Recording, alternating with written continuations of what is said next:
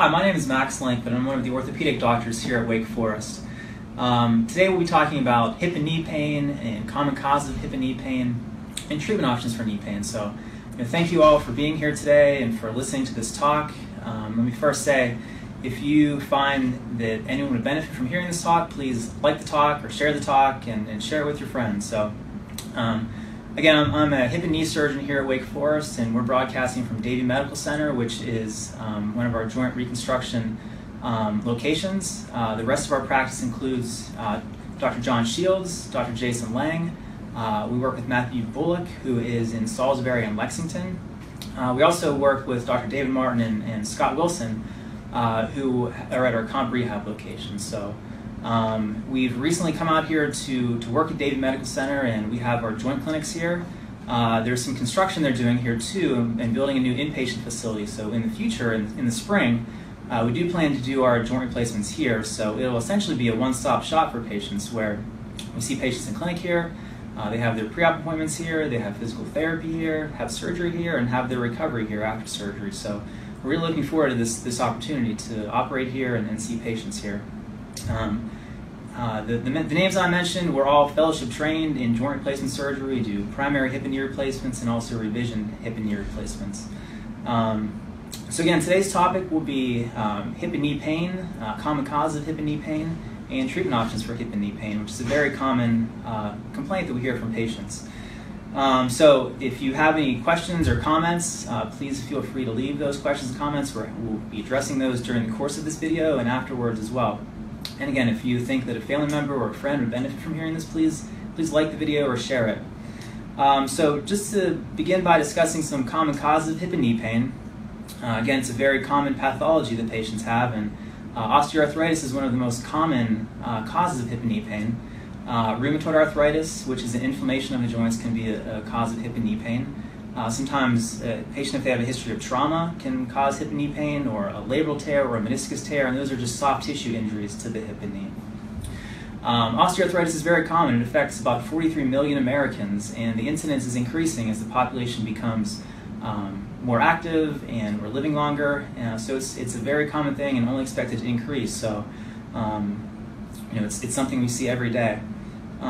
A lot of patients ask, what is arthritis? What causes it, and what is it exactly? So arthritis is multifactorial. It's partly genetic, meaning that it runs in the family.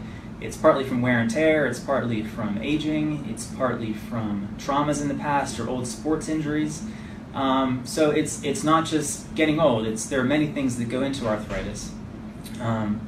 And again, it's a very common thing that affects many patients. It's the most common cause of disability in patients in the United States as well. What are some of the symptoms of arthritis? So a deep aching pain in the hip or the knee. A lot of patients who have hip arthritis complain of actually a pain in their groin or a pain deep in their posterior buttock. Pain that wakes patients from night, that wakes them at night, that wakes them from sleep. Cracking or popping in the joint, inflammation, swelling, a warmth to the joint. Those are all symptoms of arthritis.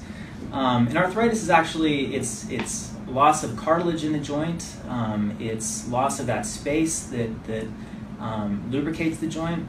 It's development of bone spurs around the joint itself. So those are kind of the symptoms that cause the pain and the cracking and the popping in the joint. When we see patients in clinic, we do a physical exam. We talk to them about their history to get a sense of what the cause of their pain is, whether it is from arthritis or whether it's from something else, like a meniscus tear or a labral tear in the hip. So physical exam is useful. We oftentimes get x-rays for patients. That's useful in diagnosing arthritis or some other cause of hip and knee pain. And sometimes using even an MRI or some other imaging modality that's a little more advanced can be useful to diagnose the patient's the cause of their pain as well. So once we see patients and once we've made the diagnosis of arthritis, what do we do for treatment? So we always start with non-operative conservative treatment first. No one wants to jump to surgery if they don't have to, and we certainly don't want to do surgery for someone if we can help their pain without surgery. So the best treatment for arthritis is prevention. That includes things like maintaining a healthy diet, maintaining an active lifestyle, maintaining a healthy weight. So we always tell patients that each pound we have on our bodies is an extra 4 pounds of pressure on the hips and knees. So if a patient's able to lose 10 pounds, it's 40 pounds of pressure off the hips and knees. 20 pounds is 80 pounds, so it makes a big difference. Maintaining a healthy diet that's high in lean proteins, high in fresh fruits and vegetables, low in sugars, low in carbohydrates is very beneficial for weight loss, as well as just to reduce inflammation in the body. Certain supplements like multivitamins or fish oil, that can be useful to add additional antioxidants to the body and decrease inflammation in the body as well, which helps with joint pain and helps with development of arthritis too. And a lot of patients ask, what kinds of activities can I do? Am I hurting my hips and knees by staying active? And certainly not. We recommend patients to stay active. So walking is good, swimming, water aerobics, using an exercise bike, using an elliptical. Those are all great low impact exercises. You know, things like running long distances or jumping, that puts a little bit of added stress on the joints, but we do want patients to stay mobile and stay active with low impact exercises. That keeps the joints mobile, it keeps the muscles strong around the joints, and it helps prevent stiffness as well. So once a patient's pain does begin to get worse, there are certain over-the-counter medications we start with treatment with as well, and those include things like Tylenol and anti-inflammatory medicine. Tylenol is not an anti-inflammatory, but it's a good pain reliever and a good fever reducer. Anti-inflammatory medications include things like ibuprofen, Celebrex, Motrin, Advil, Aleve, and those are very good to decrease pain and inflammation in the joints, and they're very good for arthritic pain as well. Physical therapy is useful, so physical therapy is helpful to strengthen the muscles around the joint. It's useful to stay mobile and to reduce stiffness as well.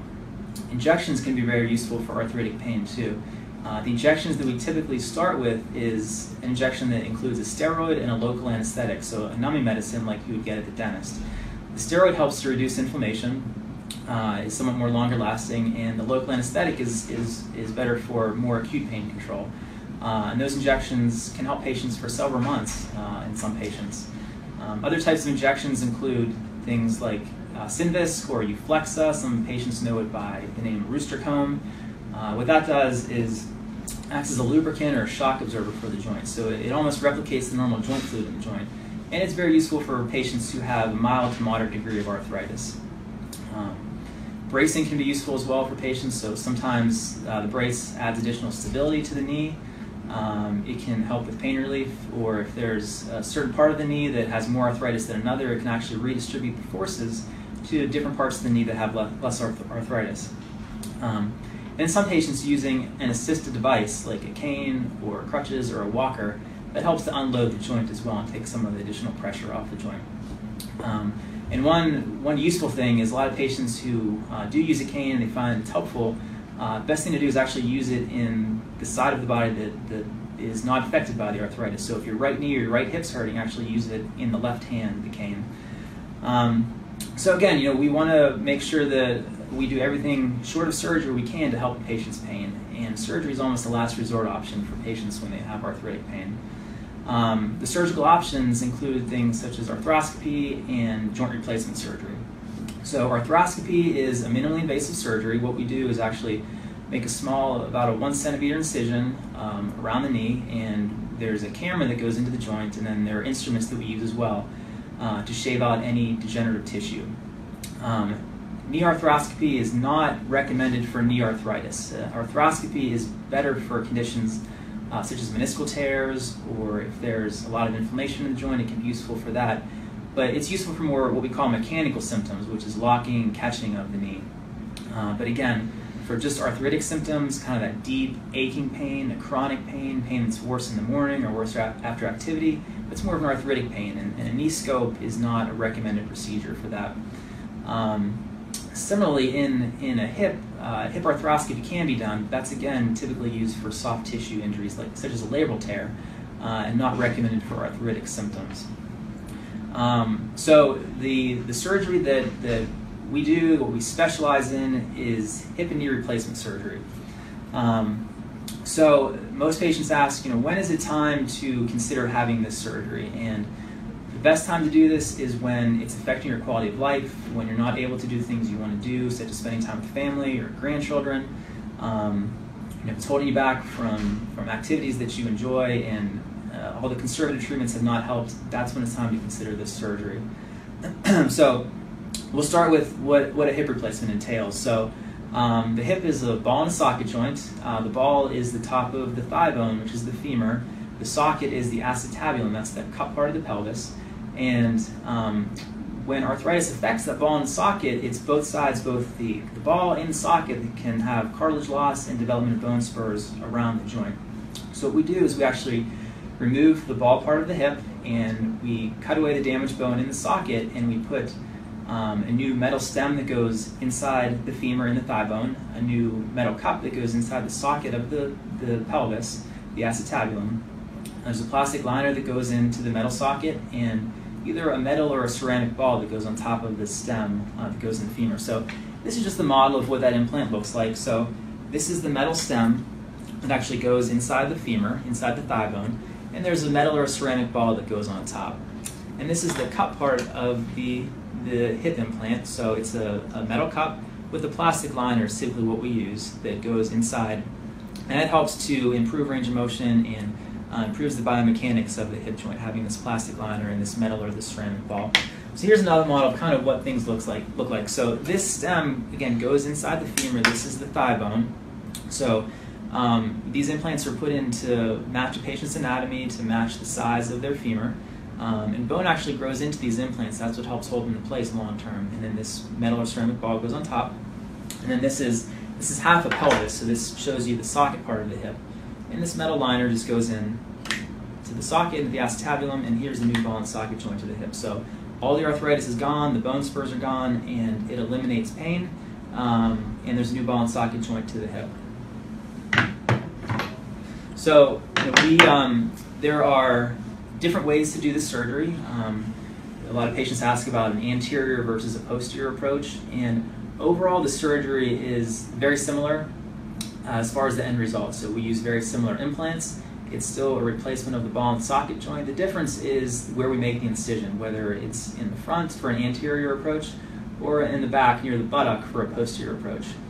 Each one has pluses and minuses, and happy to discuss those as we go along here too, but there have been a lot of studies on the two, and both have very good results, and both have very similar results at about the 3-month mark after a patient returns for follow-up. Their initial recovery period is a little bit different between the two, and here at Wake Forest we do both an anterior and posterior approach. And the posterior approach we do is very minimally invasive as well. So we get patients back to activity very quickly. So that's kind of what a hip replacement entails and what the construct is. And moving on to a knee replacement. So for a knee replacement we can do partial or total knee replacements. So a partial knee replacement is a smaller implant, and that's used when a patient just has arthritis affecting one part of the knee, whether it's underneath the kneecap or on the inside or the outside part of the knee. And that's similar to the hip replacement in that it's metal and plastic or polyethylene implants that are used. So a partial knee replacement is very good, again, when just a patient has arthritis affecting one part of the knee. When there's arthritis affecting all parts of the knee, partial knee replacement is not typically the recommended surgery, and a total knee replacement, which replaces all parts of the knee that are affected by the arthritis, is the more recommended surgery. The benefit of a partial knee replacement is that it's a slightly faster recovery. It maintains more of the normal knee. The ACL is maintained, so the knee feels a little bit more natural after surgery as opposed to a total knee replacement. But again, a total knee replacement when there's significant arthritis that a patient has is the recommended procedure. What a total knee replacement entails, I'll show in this model, is what we do is this is a model of a left knee. So again, this is the femur, that's the thigh bone, tibia, shin bone, and here's the kneecap here. So what we do during a knee replacement is we move the kneecap to the side while we're doing the surgery, and we remove the damaged bone from the end of the femur. Remove the damaged bone from the top of the tibia, and we put in these new metal and plastic parts. So it's a metal end cap that goes on the end of the femur, a metal tray that sits on top of the tibia, and there's a plastic liner that goes in between. Underneath the kneecap, we remove the damaged bone from there too, and we put a plastic or polyethylene button underneath the kneecap. And then after the surgery, we put the kneecap back in place, and then we close the wound. a lot of patients ask, how much bone are you actually taking from the knee? And I think sometimes this gets a misnomer if we're doing a total knee replacement, we're removing a lot of bone. It's actually less than a centimeter of bone that we're taking from the end of the femur and from the top of the tibia, so it's a very small amount. And all the other ligaments, the MCL and the LCL stay in place when we're doing the surgery.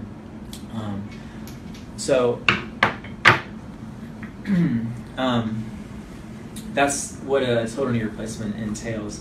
As far as what happens before and after the surgery, so when we see patients in clinic, and again we've tried non-operative treatments with them, and they feel that it's time to proceed with surgery, then we go over what the surgery entails, the typical post-operative course, and we make sure that we're able to arrange where they'll go after the surgery.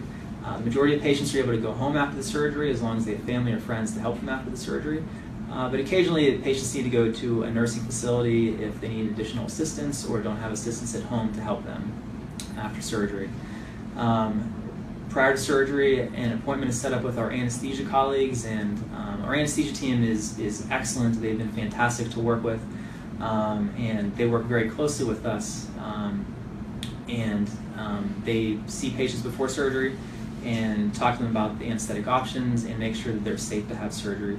We also obtain routine blood work to make sure patients are safe to have surgery, and if there's anything that needs to be corrected as far as medical issues, then we work on those prior to surgery to make sure patients are as safe as possible before surgery. Patients also see physical therapy prior to surgery, so they get an understanding of what will be expected of them after surgery, and we have a baseline idea of what their functional level is before surgery.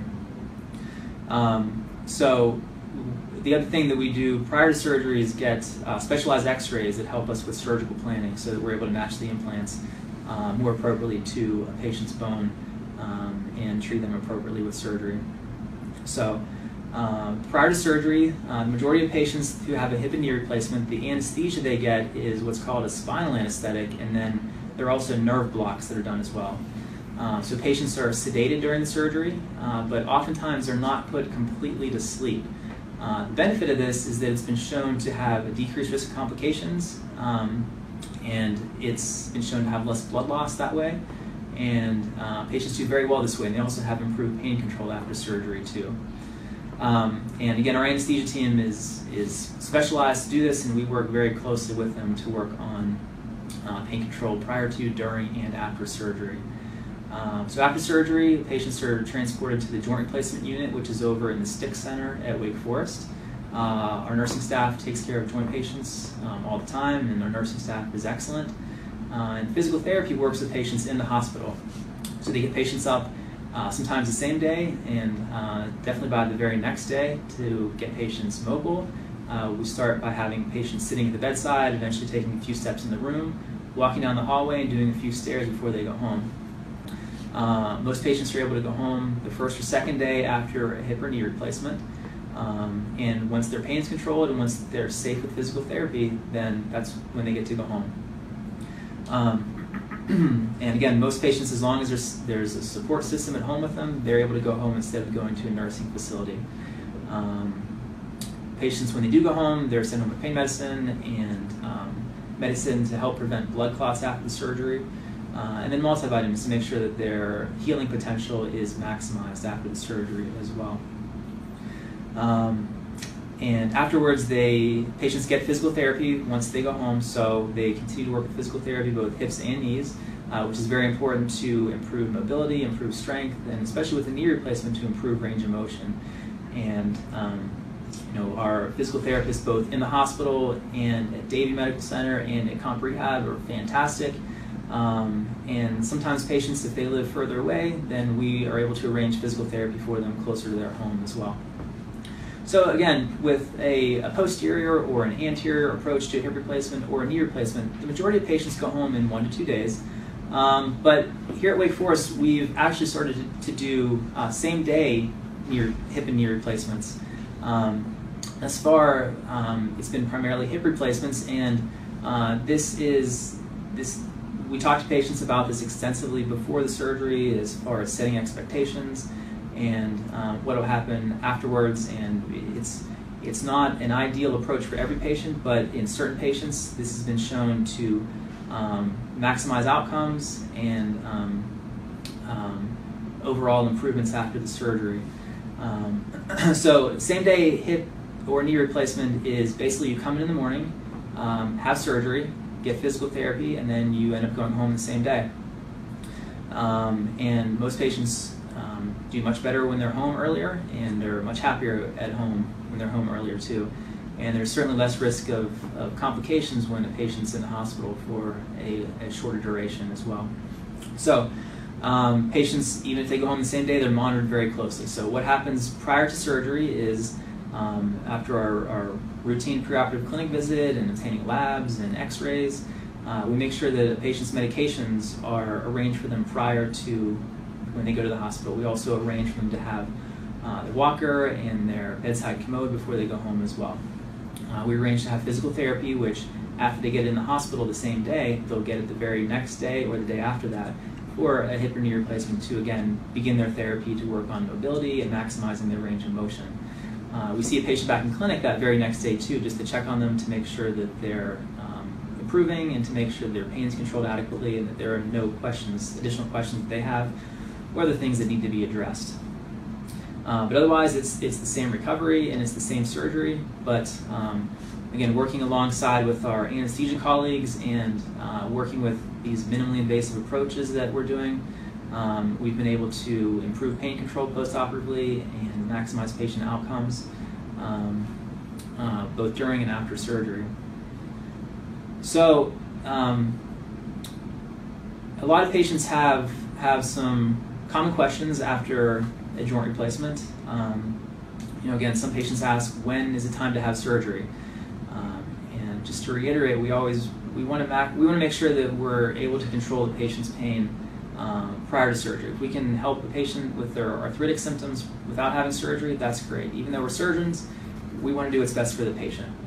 So when non-operative treatments such as maintaining a healthy lifestyle or a healthy diet, when using anti-inflammatories or Tylenol or physical therapy, injections, bracing, when those are not controlling a patient's pain, then that's when it's time to consider surgery.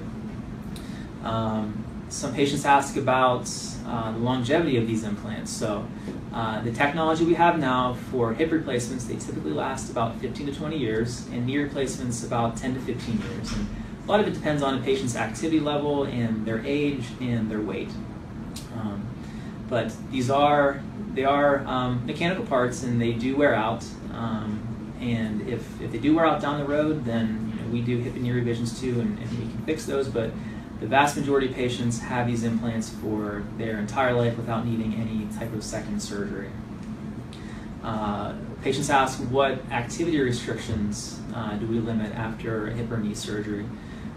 So typically for the first 6 weeks after surgery, we want patients to limit activity. The reason for that is after a hip replacement, we don't want patients to do any heavy lifting or any twisting, just to allow for the tissues to heal and for, again, the bone actually grows into these implants to help hold it in place. So the bone and the body needs time to work and to heal the tissues before we let patients be very active. But that certainly doesn't mean the patient can't be out walking, and oftentimes we see patients back and they're not using any walker or cane at that point in time. They're feeling good, patients are back at work. So if a patient's able to do those types of activities, we're okay with them doing that, but again, we want to limit heavy lifting and jumping, any running or any twisting activities for at least a period of 6 weeks while their body heals. Same with the knee replacement. The knee replacements we typically use are cemented into place, and for certain patients we can actually use implants that don't use cement, that are cementless implants, similar to the hip implants we have. But again, the body needs some time to heal. So even though patients are oftentimes feeling very good at that point, the body's still healing and recovering. So it does take some time for a patient to return to their normal activity level and the activities that they will feel comfortable doing. Some patients ask, what can I do to prepare for surgery? So the preoperative physical therapy appointment that we set up is very useful. Again, that helps to know what to expect after surgery with physical therapy. It helps to maximize mobility and function and strengthen the leg. Getting your house prepared for surgery. So a lot of times when patients, if they have a house that has several flights of stairs, setting up a place where you can rest comfortably during the day on the first level, it can be useful. And picking up any loose rugs or any loose items that one may trip over at home is useful. Maximizing nutrition, so a lot of times we recommend the patients use a protein shake with breakfast and dinner, and that just helps to maximize the protein levels in the body to help a patient heal after the surgery. Using a multivitamin does a very similar thing. And then we're here to answer questions as well, and we have several videos and handouts that if the patient has questions between the surgical date and when we last see them in clinic, they're free to ask, send us emails through MyWake Health, and to call our clinic as well. So just to kind of wrap things up, I just again want to thank everyone for viewing, and if you like this video, please share with your friends, and if you have any comments or questions, please let us know. I'm happy to address those. And if you have any other ideas for any videos we can do in the future, please let us know as well. If you'd like to make an appointment with us, our number is 336-716-WAKE, W-A-K-E, or you can visit us at our website, which is www.wakehealth.edu. And again, thank you for watching today.